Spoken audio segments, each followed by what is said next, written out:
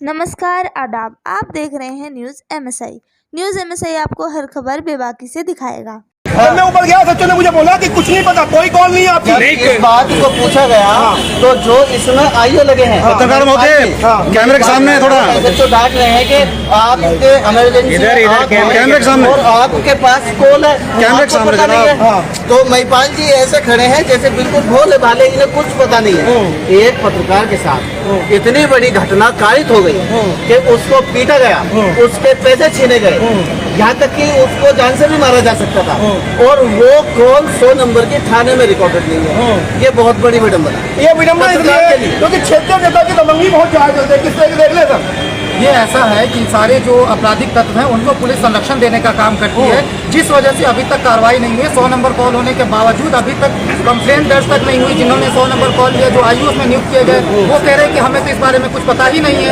आखिर इस तरह की विडम्बना जो पत्रकार के साथ घटना घट गई और घटना घटने के बावजूद इस पर कार्रवाई होने के अभी तक केवल खानापूर्ति की जा रही है। जब इस कंप्लेंट पे अभी तक कोई एक्शन नहीं हुआ तो अभी सैकड़ों के तादाद में पत्रकार यहाँ पे मौजूद है अपने साथी को न्याय दिलाने के लिए। अब मैं एक बार ये कहा जा सकता है कि दिल्ली की पुलिस भी उन दबंगों से डर रही है जिस कारण एक्शन नहीं लेना चाह रही है। बिल्कुल, आप बिल्कुल सही कह रहे हैं कि दिल्ली की पुलिस जो है दबंगों से बिल्कुल डरी हुई है और कहीं ना कहीं ये संरक्षण देने का भी काम करती है, क्योंकि पुलिस का जो काम है वो पत्रकारों को संरक्षण देने का, ना कि अपराधियों को संरक्षण देने का। मगर आज जो पुलिस कर रही है वो पत्रकारों को पिटवा रही है, पत्रकारों को प्रताड़ित कर रही है, पत्रकारों को बदनाम कर रही है और अपराधियों को संरक्षण दे करके अपराधियों को फलने फूलने का पूरा मौका दे रही है। और सच्चो साहब मौका नहीं दिए थे और जब पत्रकारों की भीड़ देखी तो फिर उन्होंने फटकार लगाई अपने। तो मैं आपको वही बता रहा हूँ कि बस इस मामले को लेपापोती करने की कोशिश की जा रही है। जब पत्रकार एकजुट हुए तब इनको लगा कि नहीं, अब मामला लेपापोती नहीं हो सकता है, तब जाके इन्होंने अपने ऑफिसर को ये बताऊँ मेरी क्या बात है, मैं आपको वो बताता हूँ। मैं SHO साहब के गेट के बाहर खड़ा था, मैंने ऐसे देखा, उन्होंने इग्नोर किया, मैं वापस आ गया। मैंने कहा लगता है कुछ बिजी हो। उसके बाद इसरार भाई थे मेरे साथ, उन्होंने अंदर गए कि सर कुछ मिलना है, जल्दी बताइए। उन्होंने कहा जल्दी किस लिए, कि मैं काम कर रहा हूँ। तो उनको हम भी काम के लिए आए। तो काम के लिए जब आए तो हाँ बोलिए, जल्दी बोलिए। तो जब बताना स्टार्ट किया तो उन्होंने कहा आप झूठे हैं और झूठ का साथ देते हैं। तो हमने कहा भाई झूठे कैसे हो गए, कल रात की घटना की इन्वेस्टिगेशन भी हो गई, इसने झूठा भी करार कर दिया। अभी बात भी आएगी 1 किलो की चैन भी छीनी होगी, चैन वैन छीनने के बाद मैं आपको एकदम साफ साफ बता दूं कि पुलिस जो है वो अपराधियों को संरक्षण देने का काम कर रही है, ना कि अपराधियों को पकड़ के उस पर कार्रवाई करना। ये बस संरक्षण देने का काम कर रही है, पत्रकारों को पिटवाने का काम कर रही है, पत्रकारों को दबाने का काम कर रही है। लोकतंत्र का चौथा स्तंभ पत्रकार को माना जाता है। आज हमारे देश का लोकतंत्र बिल्कुल खतरे में है और पत्रकारों को दबाया जा रहा है, पत्रकारों का पुलिस के द्वारा शोषण और दोहन किया जा रहा है। इसलिए पत्रकारों के जो कंप्लेन है उस पर कार्रवाई नहीं हो रही है। मगर अगर अपराधी कोई पत्रकार के खिलाफ कंप्लेन कर दे तो बिना कोई इन्वेस्टिगेशन के तुरंत मुकदमा दर्ज हो जाता है। यही पुलिस पत्रकारों के खिलाफ तुरंत मुकदमा दर्ज करती है और 12 बजे रात में जाकर पत्रकारों को उठा के ले आती है बिन इन्वेस्टिगेशन। एक कॉल अगर पत्रकार के खिलाफ चली गई तो ये लोग तुरंत पत्रकारों को लाकर थाने में बैठा लेते हैं। मगर जब पत्रकार अगर कोई कार्रवाई बात कर लो तो किस तरह देख रहे हैं इस बात को। देखिए जैसे हमारी बात हुई है SHO साहब से, उनका काम, उनको हमें सिर्फ कहना है, उनको कोई कार्रवाई करना, पूछते चैन छीनी गई है, लूट हुई है, मतलब एक तरह टोंट कस रहे हैं कि ये झूठी घटना है कि आप लोग, लेकिन समूह देख के वो मजबूर होके मजबूरी में वो कार्रवाई कर रहे हैं। हमारे सामने ऐसा ही कुछ डांट रहे हैं कि कोई उनके ऊपर ब्लेम ना हो, कार्रवाई ना हो, हम लोग ऊपर तक ना जाएं। हमें DCP ऑफिस तक रोकने के लिए उन्होंने ऐसा किया है जो मेरा खुद का हुआ है, उनको देखा गया। बाकी आपके सामने जो ये बात साफ आ गई, बिल्कुल ढाका जिले एकदम बिल्कुल रियल बात कही। इस संबंध में हमें सबको पता है, पत्रकार साथी थाने में आप देख सकते हो। मैं एक बार चाहूंगा दिखाइए कितने पत्रकार यहाँ पहुंचे हुए हैं। घटित हुई है हमारे पत्रकार साथी के साथ रात 8:30 बजे और वो अपने जो है आवाज में नहीं था, जब मारपीट ज्यादा हो गई, घर पे पहुंच करके 100 नंबर पे बोल गया। लेकिन उसके बाद यहाँ जितने भी पत्रकार साथी सारे उपस्थित हुए ताकि जिन्होंने उनके साथ कार्रवाई सक्सेसफुल कार्रवाई आप कुछ कहना चाहेंगे? यानी कि सिंपल वे में ले लिया उसे। चलिए इसका पत्रकार पिटता रहेगा, आपको सीधे पत्रकार में एजाज है, कोई बात नहीं। पत्रकार के साथ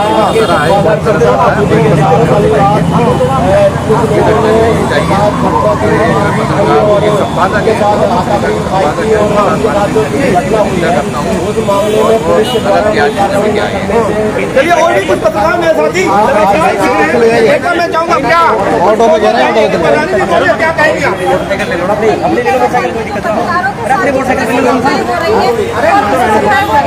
स्वाभाविक रूप से दिया जा रहा है, उनकी बात को ना सुनते हुए रात 8:30 बजे की घटना है और अब तक जो है वो SHO साहब के संज्ञान में ये चीज नहीं है कि उन्होंने अभी तक एप्लीकेशन भी नहीं पढ़ी है, उनको पता भी नहीं है कि यहाँ पे शमशाद भाई बैठ दे रहे हैं।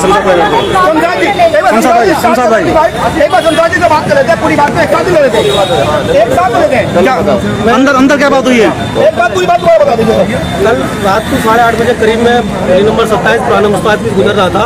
वहाँ पर एक साहिल नाम का लड़का वहाँ खड़ा था, उसने मेरी गाड़ी रोकी।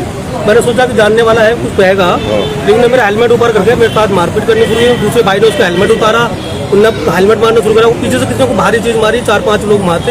मैं वहाँ से जान बचा कर भागा। वो कह रहे थे कि अगर तुमने पुलिस में कंप्लेंट की तो जो है जान से मार देंगे और जो है आप जो पत्रकारिता सिखाती हूँ क्या होती है। मैं वहाँ से लूटपाट की बात भी हुई थी। हाँ, मेरे जेब में हाथ मारा, उसमें 3500 रुपये थे, वो छीन लिए गए, कुछ कागज गिर गए वहाँ पर। और वहाँ से मैं जान बचा कर भागा, जिसके बाद आगे मैं गिर गया, कुछ देर पड़ा रहा। जब मुझे होश आया तो मैंने अपने साथी को फोन किया।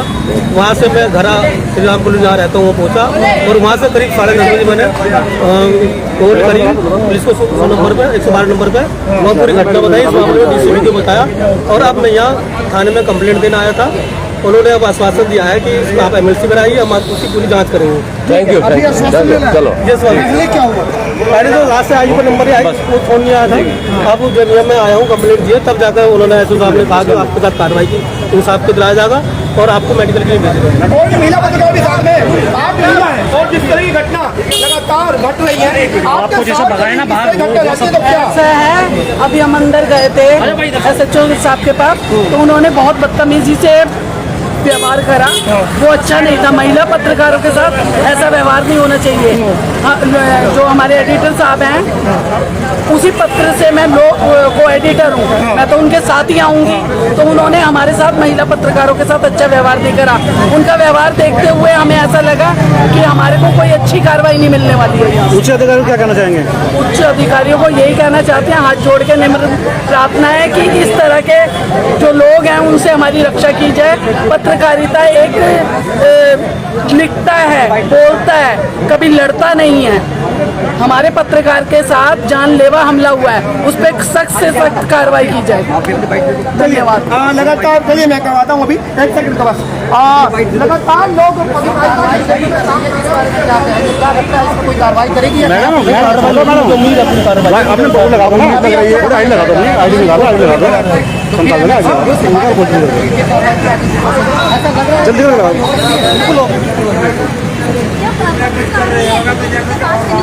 पहले उन्होंने बोलते कि झूठे हैं, ये सब कुछ नहीं हुआ, ऐसा हादसा नहीं हुआ, इसको लेकर क्या कहेंगे आप?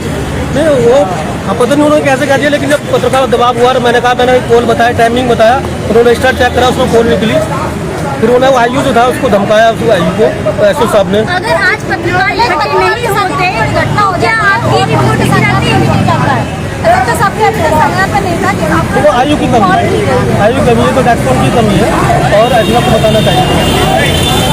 अभी हम बता रहे थे आपको शमशाद लोकल क्या चौथा पाया कि संपादक उनके साथ हेलो मैडम, हाँ जी, हेलो।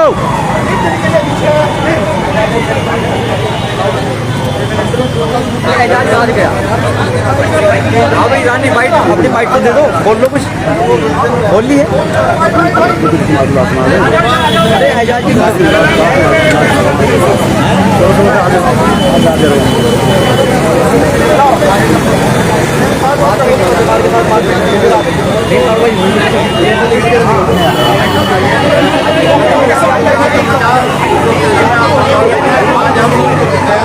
क्षेत्र में है, यहाँ पर हमारे पत्रकार साथी मसूरी के साथ एक कल रात में एक दुर्घटना हुई है उनके साथ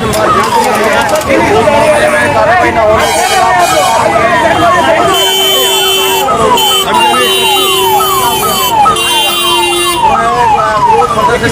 आश्वासन दिया है कि इस मामले में त्वरित कार्रवाई की जाएगी और शमशाद मसूरी जो लोकतंत्र के पाया के संपादक हैं उन्हें एमएलसी के लिए ले जाया जा रहा है।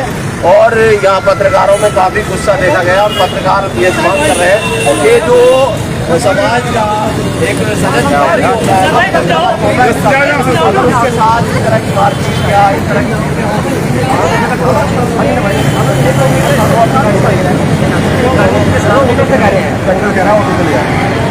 तो जो हमारे पास गाड़ी अपनी है मोटरसाइकिल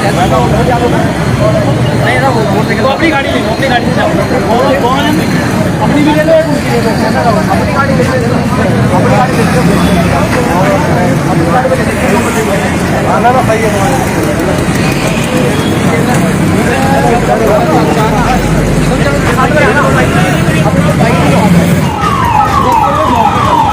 संपादक साहब को ले जाते हुए अब